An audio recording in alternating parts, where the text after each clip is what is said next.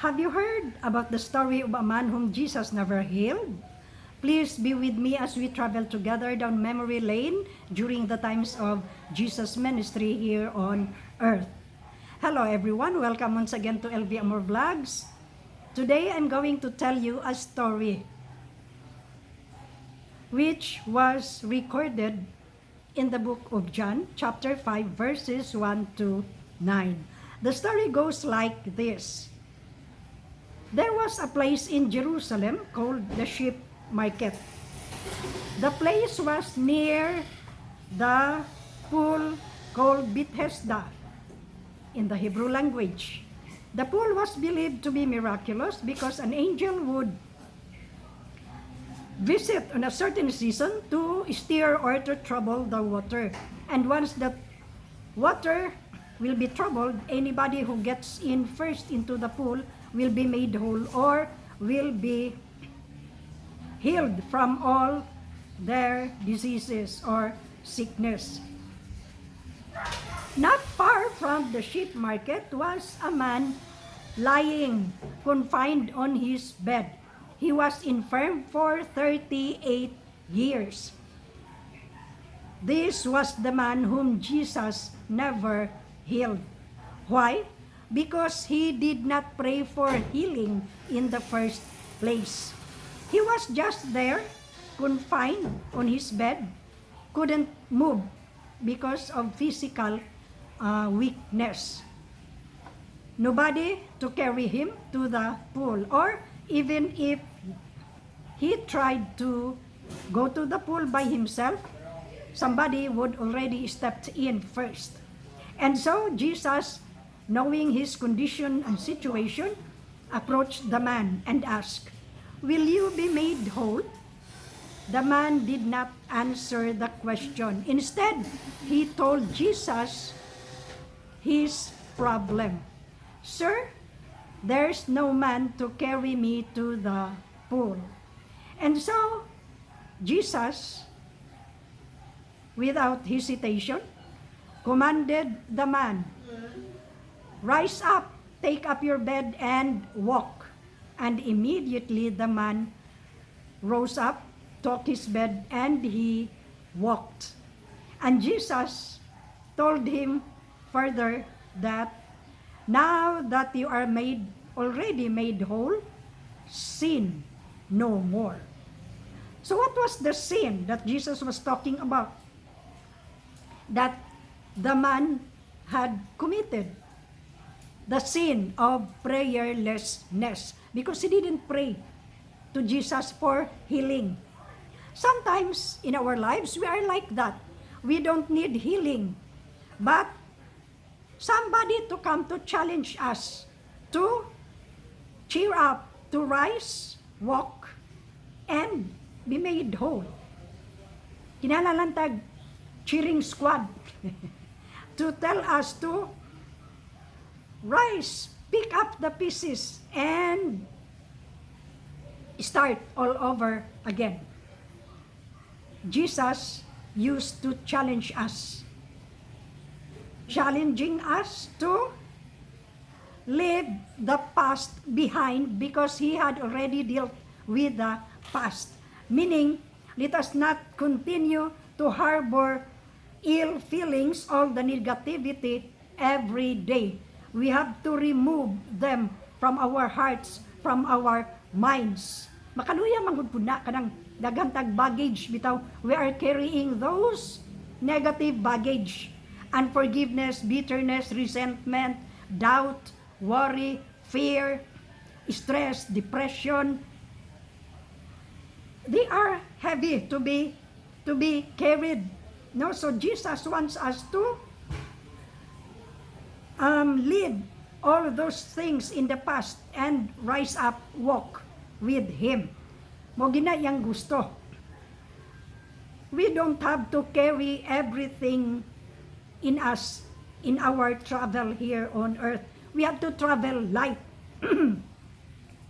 There was an author, he wrote in his book, we have to remove and repack.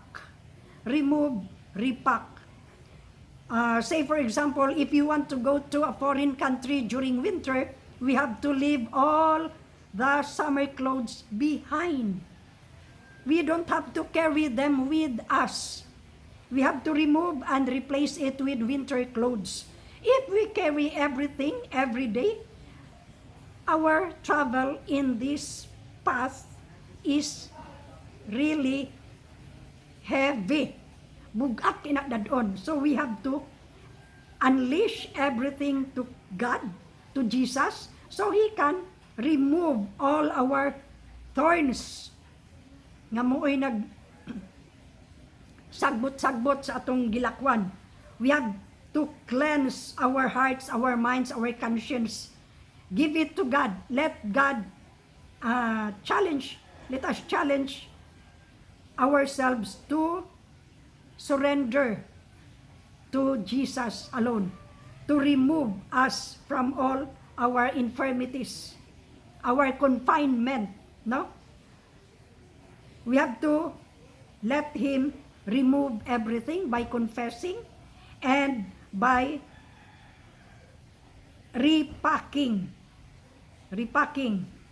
new ones, no? So that we can walk with Christ to the future.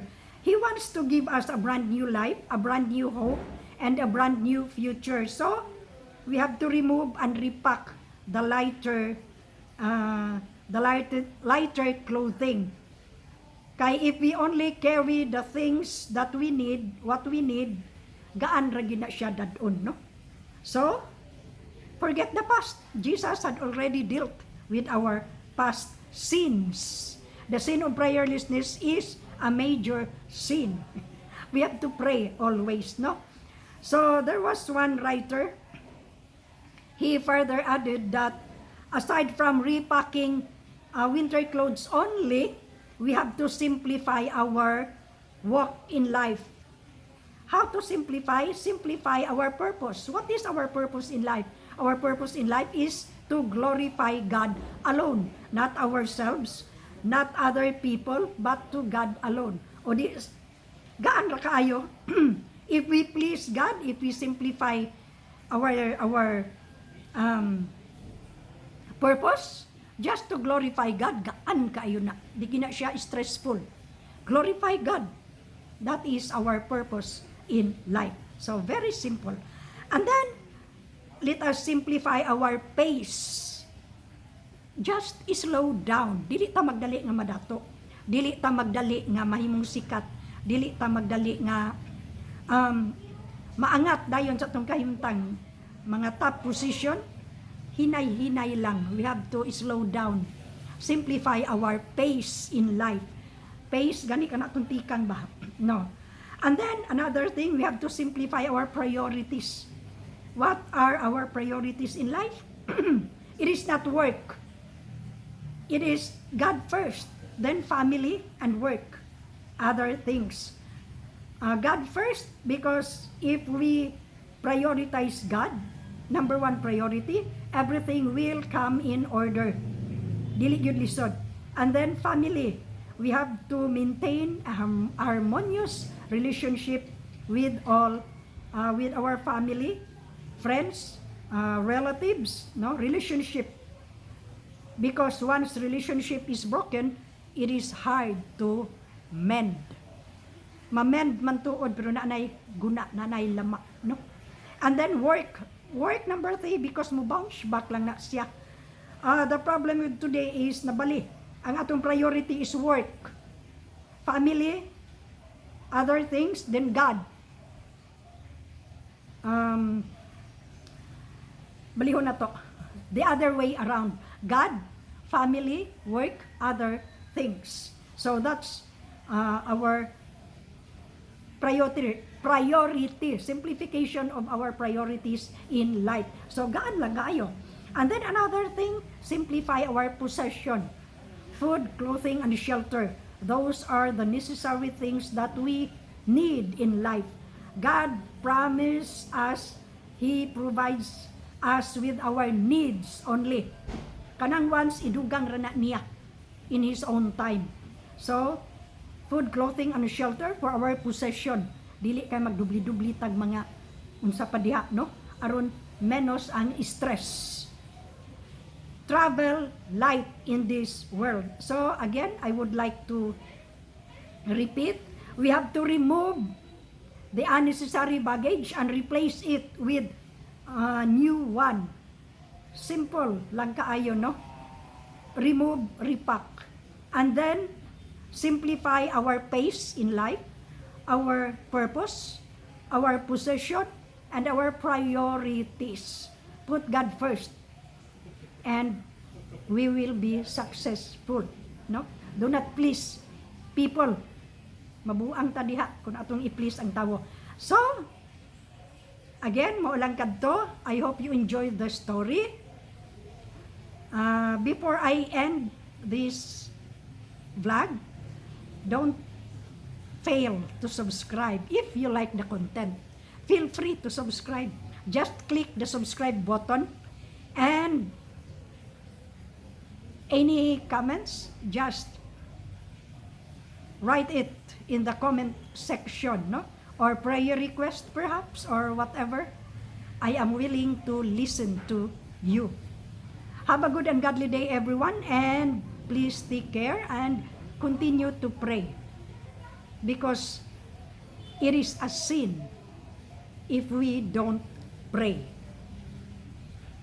Again, have a good and godly day. Bye-bye.